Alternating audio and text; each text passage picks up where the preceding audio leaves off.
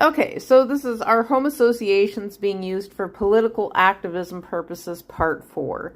And so each one of these home association communities has a center, typically, at least one. And sometimes they can have multiple, each of the subdivisions can have a center itself separate from the master association. So there is a master association center that has a swimming pool and fitness.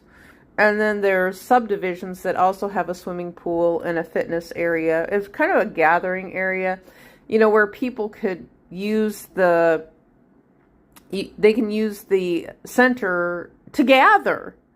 And so a lot of times you will find people who would use the centers for meetings, and even the city had come out to the one where I was at. The only way they could get in was actually if someone had a card.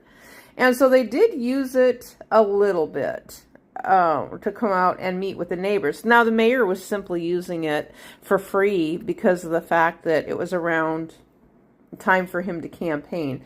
And so eventually I stopped going to his meetings because he was disingenuous related to his motivation, because we were asking things like when were they going to be done building, and because they would say they were going to be done, and then next thing you know, there's another housing development that's being built.